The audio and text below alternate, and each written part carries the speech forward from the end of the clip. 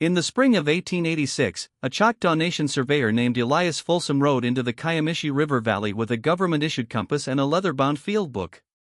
His assignment was straightforward.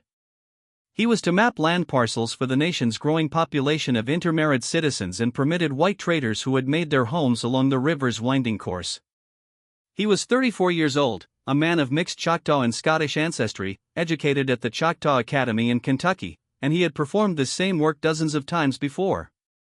What he found in a narrow hollow near the river's west fork would haunt him until the day he died. And what he recorded in that field book, a discovery buried for more than a century in the archives of the Choctaw Nation, reveals a story of political conspiracy, tribal factionalism, and a forgotten execution that never should have happened. The discovery was simple enough.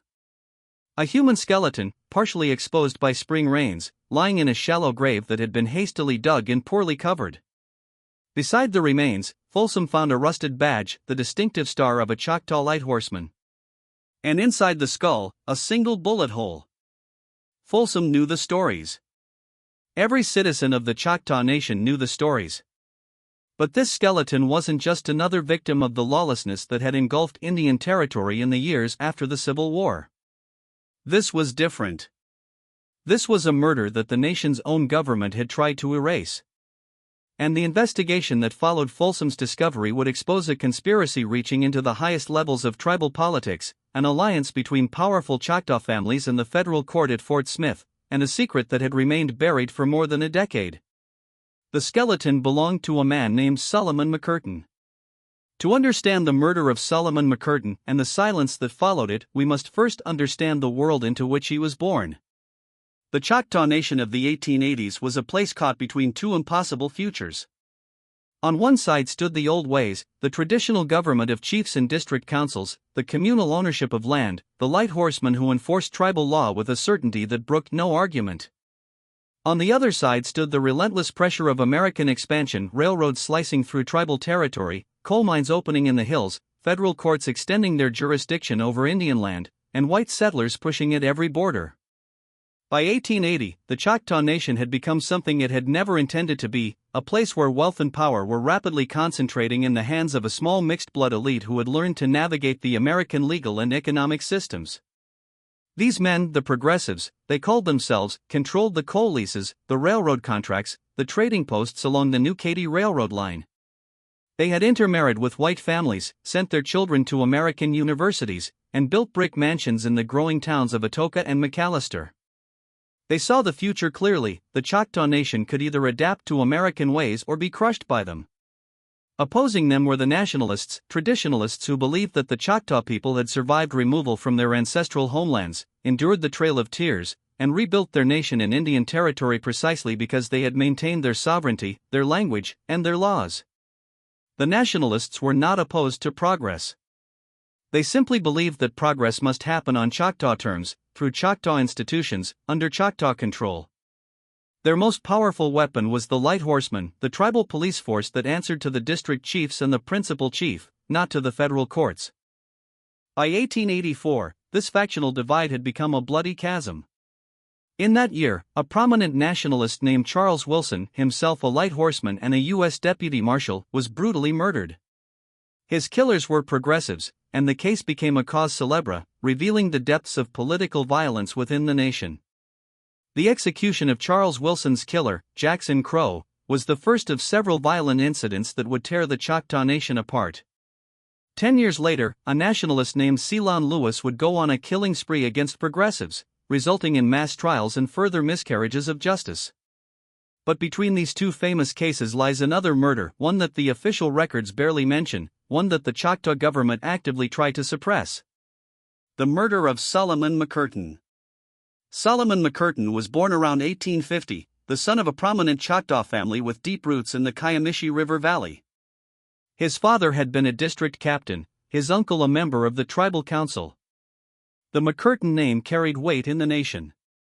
Solomon himself served as a light horseman for several years, enforcing Choctaw law against the tide of white intruders who flooded into the territory after the Civil War. And then, in 1884, he disappeared. The official explanation was simple enough. Solomon McCurtain had ridden out on patrol and never returned. His horse was found grazing near the river, its saddle still in place, its rider vanished. A search party was organized, but no trace of the man or his weapons was ever found. The tribal council declared him dead, presumed killed by outlaws, and moved on. But here is where the story becomes strange. The McCurtain family did not accept the official explanation. Solomon's brother, David, who served as sheriff of Scullyville County, pressed for a formal investigation. He was told to let the matter rest. He was warned, in no uncertain terms, that reopening the case would be bad for the nation. David McCurtain persisted anyway. And within weeks of his brother's disappearance, he found himself sued at Fort Smith by a white man named John Ingle, who claimed the sheriff had seized his property illegally. The tribal council voted to fund McCurtain's defense, but only after a bitter debate in which some members argued that the sheriff should be left to face the federal court alone. The pattern was unmistakable. Anyone who asked too many questions about Solomon McCurtain's disappearance found themselves entangled in the federal courts, their reputations destroyed, their families bankrupted by legal fees. It was a lesson that the Choctaw Nation learned many times in the 1880s. The federal court at Fort Smith was not an ally. It was a weapon that could be turned against anyone who threatened the interests of powerful men. The federal court at Fort Smith, under the notorious Judge Isaac C. Parker, had jurisdiction over all of Indian Territory west of Arkansas. Parker's court was supposed to protect the tribes from the lawless white intruders who flooded across the border. But in practice, it often did the opposite. White criminals received light sentences or life imprisonment, while Indians convicted of similar crimes were executed. Judge Parker himself admitted as much. He openly stated that most of the crimes in Indian Territory were caused by intruders and that the resident population is as orderly and quiet as any to be found anywhere. Other observers estimated that 80% of violent crimes in the territory were committed by non-Indians. And yet, when Native people were brought before the court, they were treated with a severity that bordered on cruelty. One mixed-blood Choctaw, accused of being an accomplice of the notorious outlaw Sam Bass, was executed for a murder at Caddo, while the white assailant of a white railroad worker in the same town received only life imprisonment. The Choctaw Nation's own courts were far more lenient. Their criminal dockets reveal a system that emphasized restitution over punishment, fines and lashes over execution, and the restoration of community harmony over retribution. When one white man who had been living with a Choctaw woman was convicted of adultery, the court fined him just $10 and the cost of prosecution. A man who had gambled paid $2.50. But the federal courts didn't care about Choctaw notions of justice. And powerful progressives within the nation, men who had grown wealthy through partnerships with white businessmen and railroad companies, used the federal courts as a weapon against their political opponents. Solomon McCurtain had made enemies. That much is clear from the surviving records. He had been outspoken in his opposition to the Dawes Commission, which was pushing for the allotment of Choctaw lands to individual citizens, a policy that would break up the communal land system and open Indian Territory to white settlement. He had also been a vocal critic of the mining leases that were enriching a handful of Choctaw families while leaving most citizens landless. And, most dangerously, Solomon McCurtain had been a Lighthorseman. The Lighthorsemen were the enforcers of Choctaw law.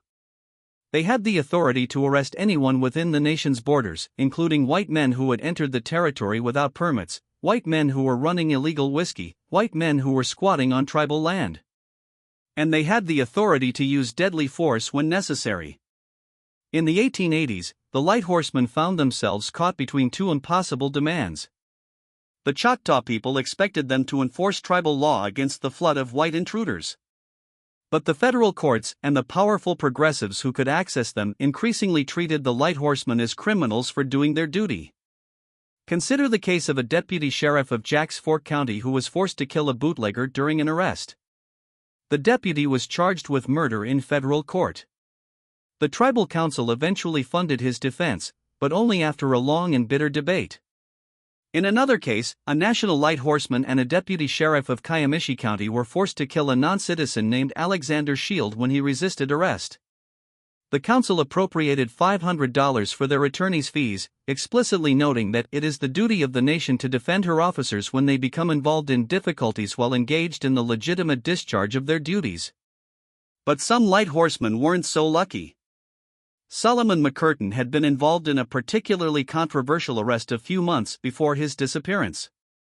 He had served a warrant on a white man named Henry Whitfield, who had been running an illegal whiskey operation near the Kiamichi River. Whitfield had resisted arrest, and McCurtain had been forced to shoot him, not fatally, but badly enough that the man had to be carried to the nearest physician. Whitfield survived, and McCurtain was hailed as a hero by the local Choctaw community. But Whitfield had connections. He had been supplying whiskey to the white coal miners who worked in the Osage Coal and Mining Company's operations near McAllister.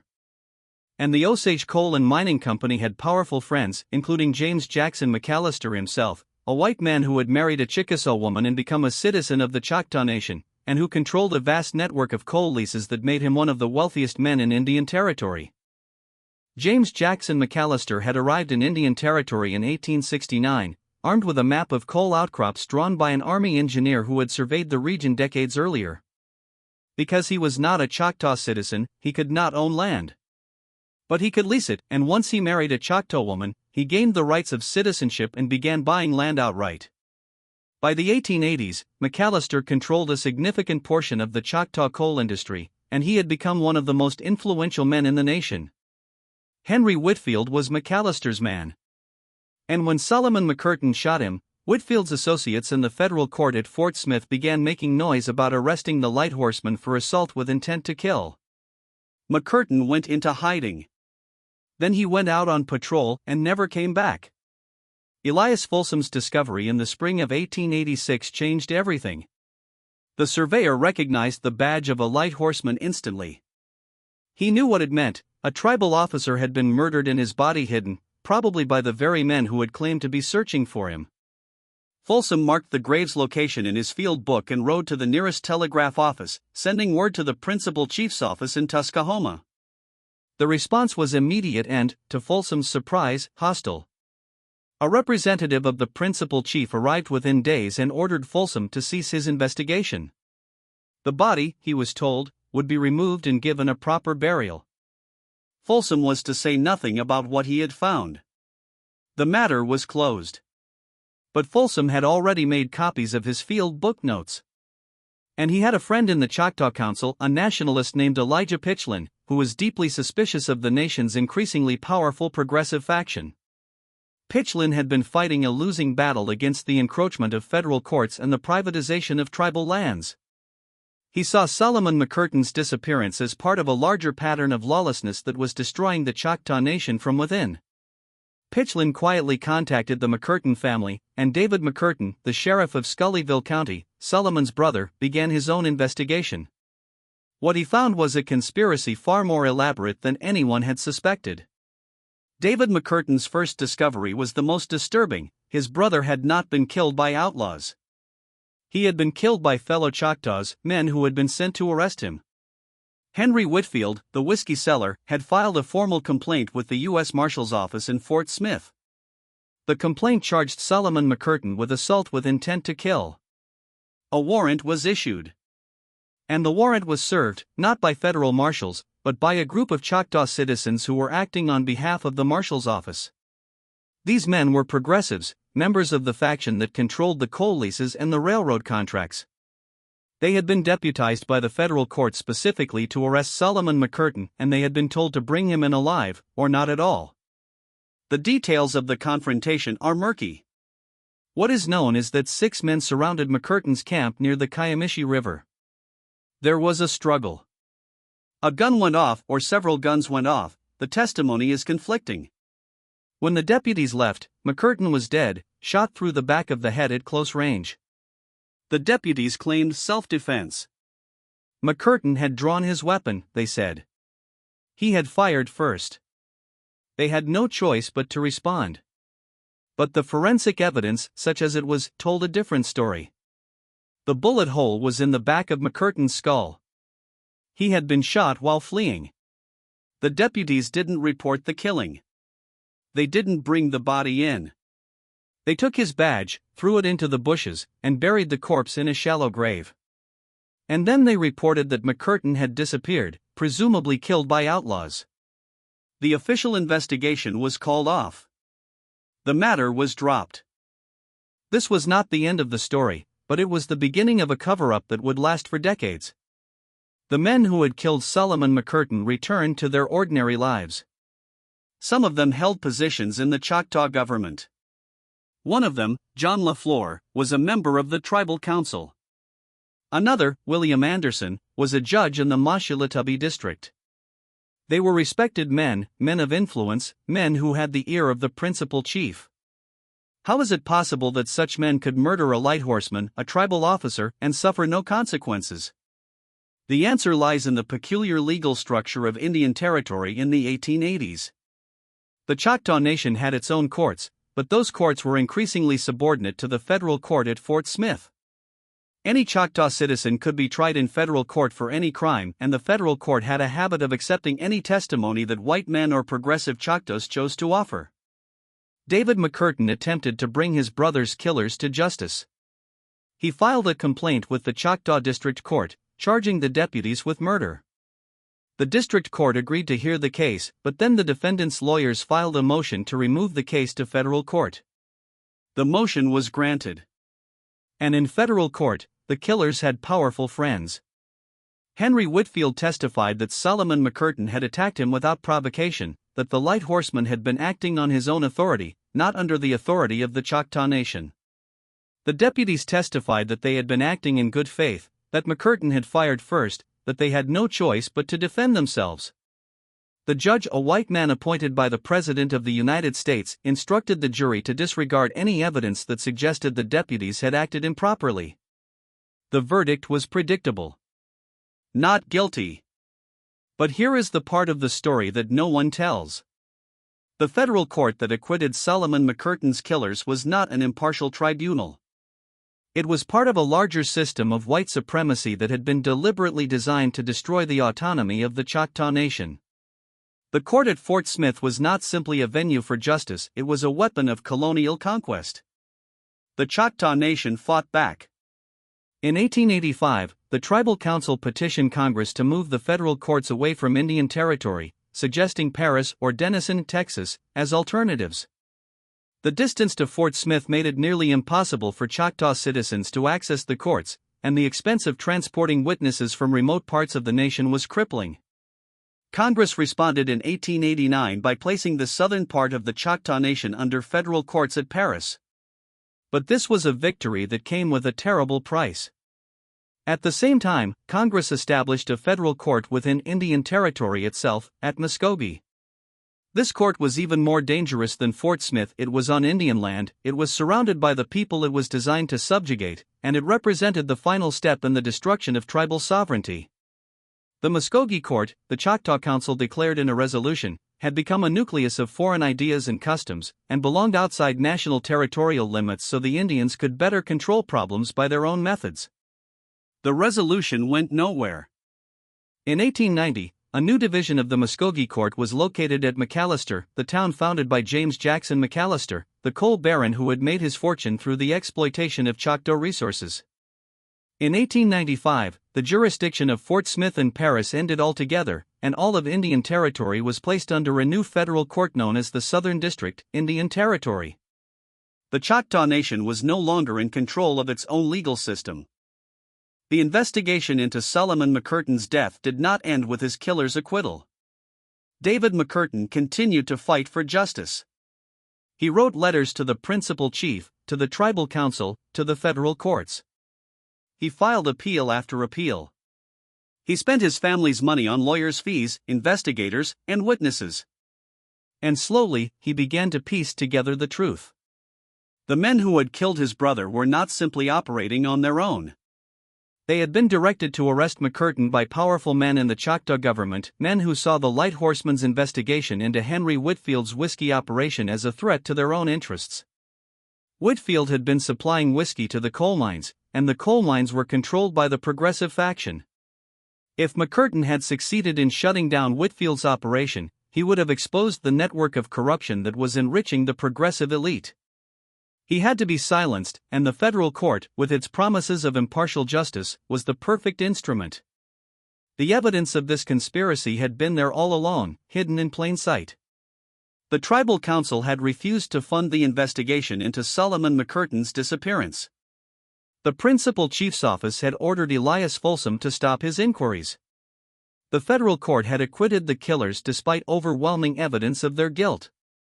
And the killers themselves had been rewarded with positions of power. John LaFleur continued to serve on the council, William Anderson continued to preside as a judge.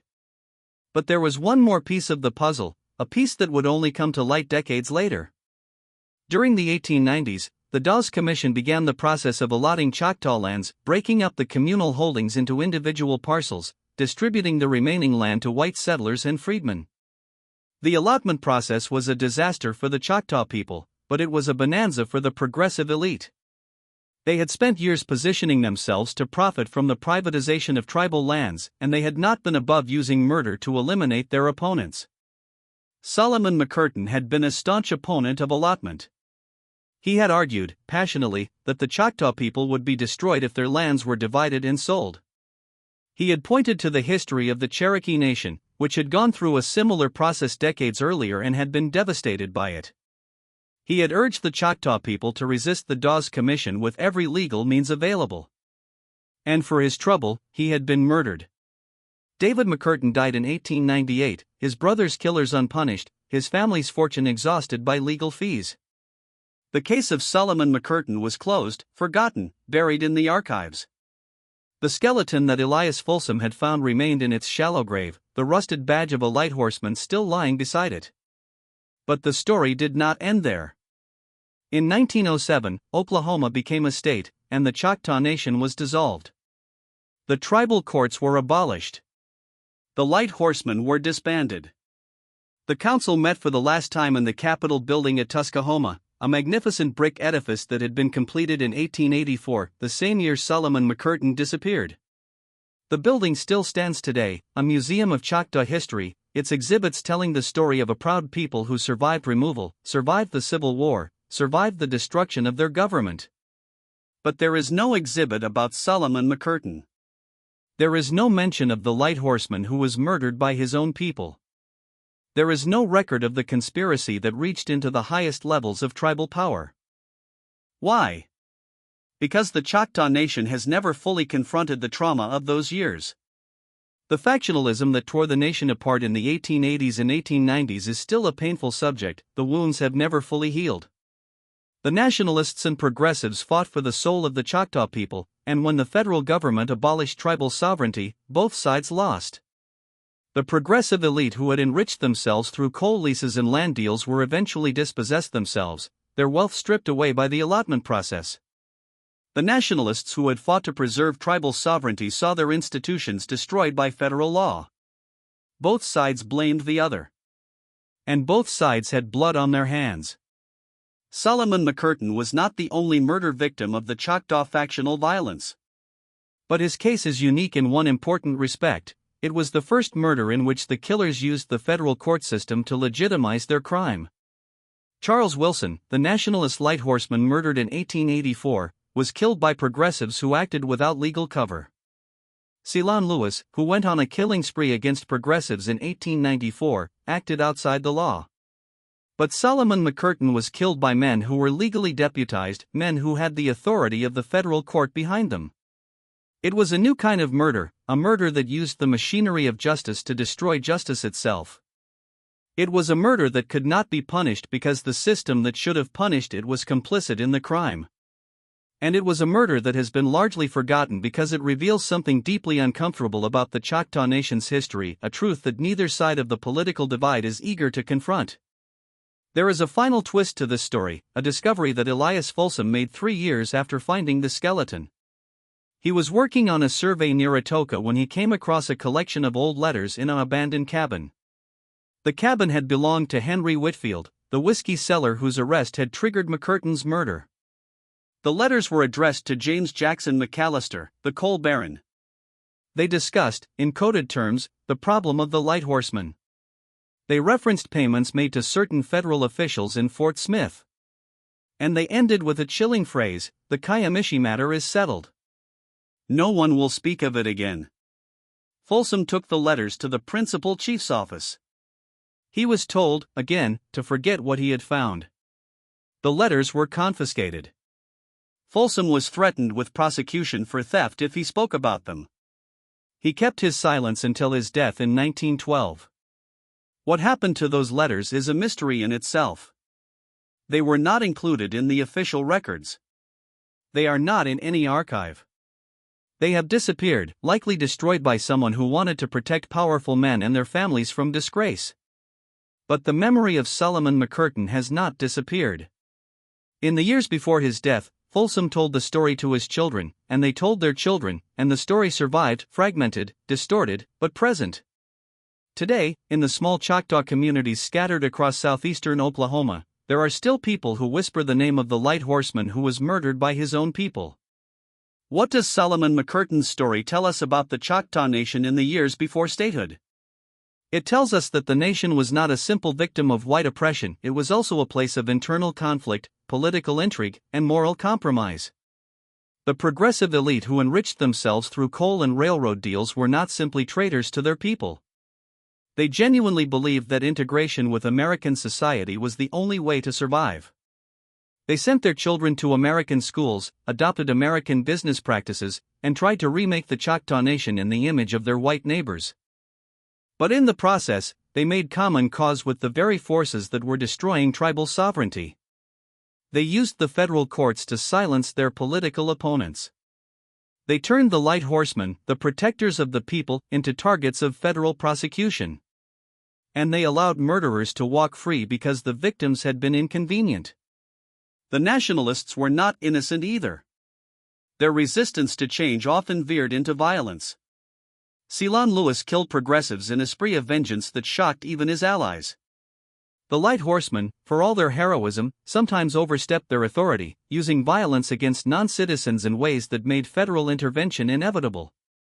The tragedy of the Choctaw Nation is that both sides were right and both sides were wrong. The nationalists were right to resist the destruction of tribal sovereignty, but their resistance was too often violent and uncompromising. The progressives were right to see that change was coming, but their accommodation with the federal government too often betrayed the trust of their people. Solomon McCurtain was caught in the middle. He was a Lighthorseman, a servant of the Choctaw Nation. He did his duty as he saw it, arresting whiskey sellers and enforcing tribal law. He was not a political man, not a partisan of either faction. He simply believed in the rule of law, the Choctaw Nation's law, the law that had protected the Choctaw people since their removal to Indian Territory. And for that belief, he was murdered. In the end, the death of Solomon McCurtain was not just a murder. It was a symbol of everything that was being lost. The Lighthorsemen were the guardians of Choctaw sovereignty. When they could be killed with impunity, when their killers could be acquitted in federal court, the sovereignty they represented was already dead. The Choctaw Nation might have continued to meet in its Capitol building at Tuskahoma, its officials might have continued to pass laws and collect taxes, but the heart of the nation had been torn out. The skeleton Elias Folsom found in the spring of 1886 was proof of that. A Lighthorseman, dead in a shallow grave, his badge rusting beside him. A government that refused to investigate. A family that was silenced. A conspiracy that reached into the highest levels of power. A murder that could never be punished because the killers had the law on their side. And a story that has been waiting, for more than a century, to be told. Today, the Choctaw Nation is a vibrant community of more than 200,000 citizens. It has a thriving government, a growing economy, and a renewed sense of cultural pride. The Lighthorsemen have been revived as a tribal police force. The Capitol at Tuskahoma is a museum where visitors can learn about the nation's proud history. But Solomon McCurtain's story is not told there. What is it about this story that makes it so difficult to tell? Is it the involvement of prominent families who still hold power in the nation? Is it the complicity of the tribal government in covering up the crime? Is it the fact that the killers were never punished, that justice was never served, that the whole machinery of the Choctaw legal system failed to protect one of its own officers? Or is it simply that the story is too painful, a reminder of a time when the Choctaw people were divided against themselves, when their government was corrupted by outside interests, when their own citizens could be murdered with impunity? There is a saying among the Choctaw people, our ancestors watch us from the spirit world. They see what we do. They remember what we have forgotten. Solomon McCurtain's ancestors are watching. They remember the shallow grave in the Kiamichi Valley. They remember the badge rusting in the soil. They remember the men who walked free while their brother lay dead. And they remember the silence that followed, the silence of the tribal council, the silence of the principal chief, the silence of the federal court that should have done justice but instead did the bidding of powerful men. We cannot change what happened. We cannot bring Solomon McCurtain back to life. We cannot punish the men who killed him, because they have been dead for more than a century. But we can remember. We can tell the story. We can honor the Lighthorseman who died doing his duty, who believed in the rule of law, who was betrayed by his own people and abandoned by the system that should have protected him. Because remembering is the only justice we can offer. The field book that Elias Folsom kept in the spring of 1886 is still preserved, somewhere, in the archives of the Choctaw Nation. It records the location of the grave, the condition of the remains, the rusted badge of a light horseman. It also records something else, a single sentence that Folsom wrote on the last page of the volume, a sentence that has puzzled historians for decades. "The stream has many names," he wrote, "but the truth has only one." What did he mean by that? Was he referring to the Kiamichi River, which was known by different names in Choctaw and English? Was he referring to the many competing versions of what happened to Solomon McCurtain, the outlaws, the accident, the self-defense, all of which were lies? Or was he referring to something deeper, something about the nature of memory itself? The Choctaw Nation, like all peoples, tells itself stories about its past. It remembers certain things and forgets others. It honors certain heroes and ignores others.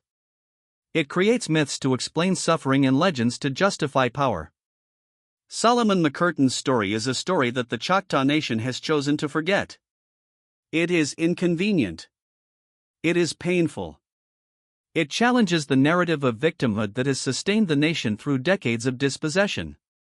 It reveals that the Choctaw people were not simply victims of white oppression, they were also capable of oppressing each other. But the truth cannot be forgotten forever. The field book is still there. The records of the federal court are still there.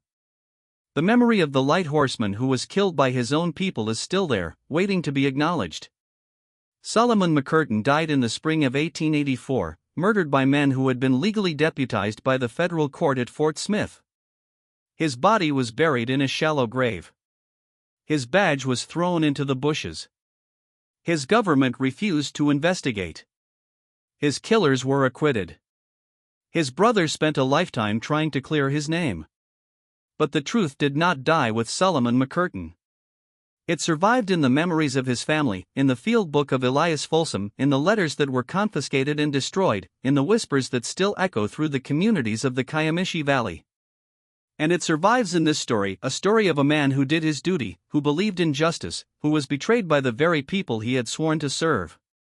A story that reminds us that the fight for sovereignty is never simple, that the line between victim and perpetrator is always blurred, that the truth, when it finally emerges, is often more terrible than we imagined. One final question haunts this story. In the summer of 1884, shortly before Solomon McCurtain disappeared, the Choctaw Nation completed its magnificent new Capitol building at Tuskahoma. It was a symbol of the nation's hope, its ambition, its determination to survive and thrive in a hostile world. The building still stands today, a monument to the Choctaw people's resilience. But the Capitol was built by men who had blood on their hands. The progressives who controlled the coal leases and the railroad contracts were also the men who funded the Capitol. The nationalists who resisted the destruction of tribal sovereignty were also the men who refused to investigate Solomon McCurtain's murder. The building that was supposed to represent the unity of the Choctaw people was built on a foundation of division, corruption, and silence. Is it possible to acknowledge that? Is it possible to honor the Choctaw people's resilience while also confronting their failures, their compromises, their betrayals? Is it possible to remember Solomon McCurtain without diminishing the other heroes who fought for their nation's survival? The answer to that question is not simple. But it is necessary. Because until the Choctaw people fully confront the tragedy of the 1880s, the murders, the political violence, the corruption, the silence, they cannot fully heal. And until Solomon McCurtain is remembered, honored, and given the justice he was denied, the truth of those years will remain buried in his shallow grave, waiting to be discovered. The stream of history has many names, as Elias Folsom wrote. The Choctaw call it the River of Many Turns. The American settlers called it the Kiamichi. The maps of the federal government called it a boundary, a line, a political calculation. But the truth of what happened there has only one name. Solomon McCurtain. A light horseman. A brother. A man betrayed by his own people. A murder that could never be punished because the system that should have punished it was complicit in the crime. A story that has been waiting, for more than a century, to be told. And now it has been. What else remains buried in the archives of the Choctaw Nation? What other bodies lie in shallow graves, waiting for someone to find them? What other secrets have been buried by time, by silence, by the complicated loyalties of history? The story of Solomon McCurtain is not just a story about one man's death. It is a story about the death of a nation and about the long, painful road to resurrection. It is a story about the choices we make when faced with impossible pressures, about the compromises that destroy us from within, about the courage it takes to face the truth even when it is terrible. The Choctaw Nation survived the Trail of Tears. It survived the Civil War. It survived the destruction of its government and the theft of its lands. And it will survive the difficult truth of Solomon McCurtain's story, because the truth, no matter how painful, is the only thing that can set us free. In 1971, the Choctaw Nation elected its first principal chief without presidential approval in 66 years. In 1978, the nation adopted a new constitution, restoring its representative government. The light horsemen were revived. The Capitol at Tuskahoma became a museum. And the Choctaw people began the slow, difficult work of rebuilding their nation. But the story of Solomon McCurtain was not part of that work. His name was not mentioned in the ceremonies, not written in the history books, not taught in the schools. His murder was never investigated, his killers were never punished, and his memory was never honored. Perhaps that is the greatest tragedy of all. Not that a light horseman was murdered in the line of duty, murders happened frequently in the lawless 1880s. Not that his killers were acquitted, the federal courts were notoriously unjust. But that the Choctaw Nation, in its desperate struggle to survive, chose to forget one of its own. The skeleton Elias Folsom found in the spring of 1886 has been recovered. It was reburied with honors, at last, in a ceremony that was kept secret from the public. The badge of a light horseman was placed on the grave, a symbol of the duty that Solomon McCurtain performed until the moment of his death. But the truth of what happened to him remains buried, not in the ground, but in the hearts of the people who remember. And the question remains, haunting us all: what else have we chosen to forget?